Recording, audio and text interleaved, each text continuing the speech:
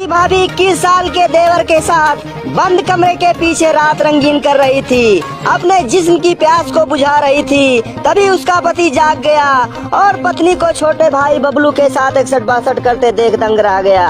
बबलू के बारे में उसका ऐसा ख्याल था कि अभी वह बहुत छोटा है, वह यह सब नहीं जानता होगा, मगर बबलू तो अंग्रेजों की स्टाइल में कर रहा था। बबलू ने छोटे भाई बबलू को पत्नी मंजू के साथ धुर्राटे काटते देखा तो वह क्रोध से आग बबूला हो गया, मगर वह छुपकर उन दोनों की बातों को सुनने लगा। बबलू और उसकी भाभी मंजू दोनों जब अपना पानी झाड़ हुए तो मंजू कहने लगी, देवर जी मैं सिर्फ तुम्हारे ही दम पर रुकी हुई हूँ। तुम्हारा बड़ा भाई तो मैदान में आते ही कमजोर पड़ जाता है और वह बैटिंग करते ही थक जाता है, वह एक भी रन नहीं बना पाता और आउट हो जाता है, मगर तुम तो हर बॉलिंग में चौका और छक्का लगाते रहते हो और मेरा आत्मा तृप्त हो जाता है। तभी देवर बबलू बोला, भाभी मैं हमेशा ऐसे ही आपकी सेवा करता रहूंगा, अगर मेरी शादी भी हो गई तो मैं आपको सर्विस देता रहूंगा।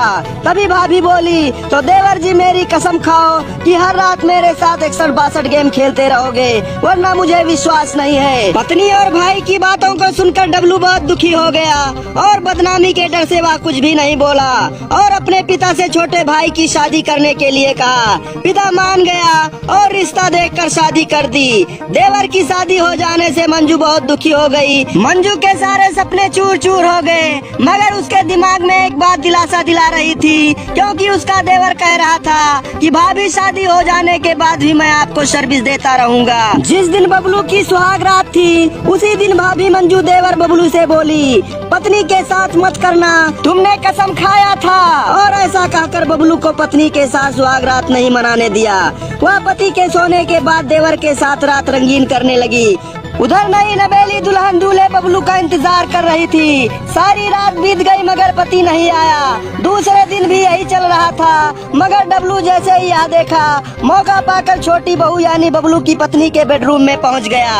तभी वह जेठ के आने पर खड़ी हो गई और अदब करने लगी। तभी डब्लू बोला, बहू मैं तुम्हारे दुखों से परिचित हूँ, आओ मैं तुम्हें एक नजारा दिखाता हूँ। और बबलू के नई नवेली पत्नी को ले जाकर एक खोल से अपने पत्नी और भाई की सारी लीला दिखा दी और बोला, वह केवल शादी किया है, तुम्हें वह खुश नहीं रखेगा। मेरे पत्नी का और मेरे भाई का दोनों का अवैध संबंध है, वह अब सुधरने वाला नहीं है। मैं भी बदनामी के डर से चुप हूँ। तभी वह रोने लगी और जेठ को गले लग गई। गले लगकर रोने लगी। नई नवेली बहू का स्पर्श होते ही जेठ के मन में वासना जाग गई। डब्लू की जवानी उफान मारने लगी और वह बोला, बहू जब वह दोनों प्यार कर रहे हैं तो हम दोनों क्यों नहीं कर सकते।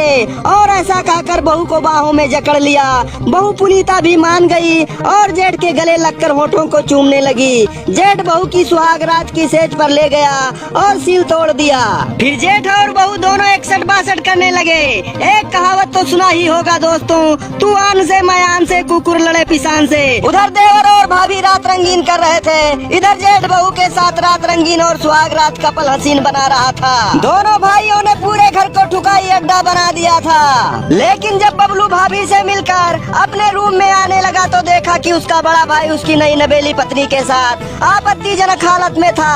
ऐसा करते देख बड़े भाई पर वह बहुत गुस्सा हो गया और चिल्ला उठा और बोला, ये तुम क्या कर रहे हो। तभी पत्नी पुनीता बोली, तुम भी तो वही कर रहे थे मेरी जेठानी के साथ। अब मैं अपने जेठ को ही अपना पति मान चुकी हूँ और इन्हीं के साथ जिंदगी बिताऊंगी। दोनों भाइयों में बहुत झगड़ा हुआ।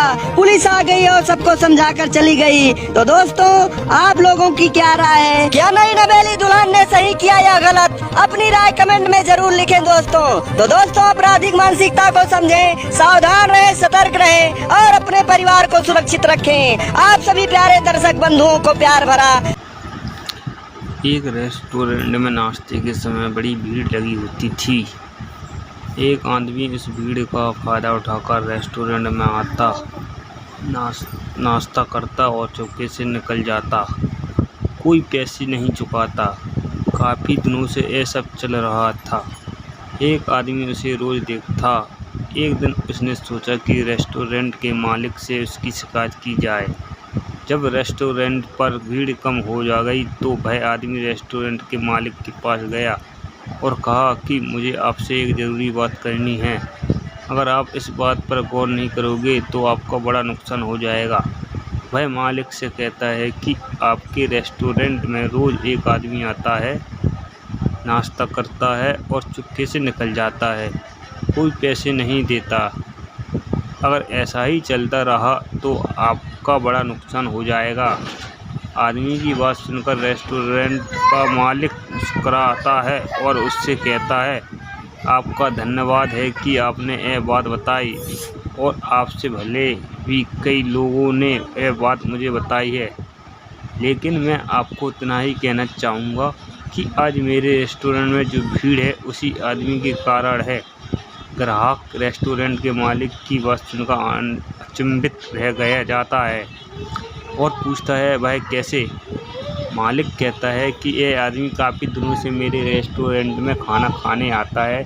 जब मैंने इससे पहली बार देखा कि बिना पैसे चुका ही चला गया तो मैं इसके पीछे गया। मैंने देखा कि एक आगे वाली सिग्नल पर भीख मांग रहा था। मैं चुपचाप वहाँ से चला आया और जैसा चल रहा था चलने दिया। मैंने कभी इस आदमी को अपमानित नहीं किया और ना ही कभी उसे अपने रेस्टोरेंट से बाहर निकाला, क्योंकि मैंने देखा है यह मेरे रेस्टोरेंट के बाहर खड़ा होकर दुआ करता है कि रेस्टोरेंट में भीड़ हो जाए तो मैं भीड़ का फ़ायदा उठाकर कुछ नाश्ता कर लूं। तो मेरे रेस्टोरेंट में जो भीड़ है यह उसी की दुआओं का नतीजा है, इसलिए मैं जैसा चल रहा है चलने देता हूँ। दोस्तों, हमारे जीवन में भी ऐसे कई लोग होते हैं जिनकी दुआओं के या उनके कारण ही हम सफलता की ऊंचाई को छूते हैं, और जब हम सफल होते हैं तो इतने घमंडी हो जाते हैं कि उन्हें ही भूल जाते हैं।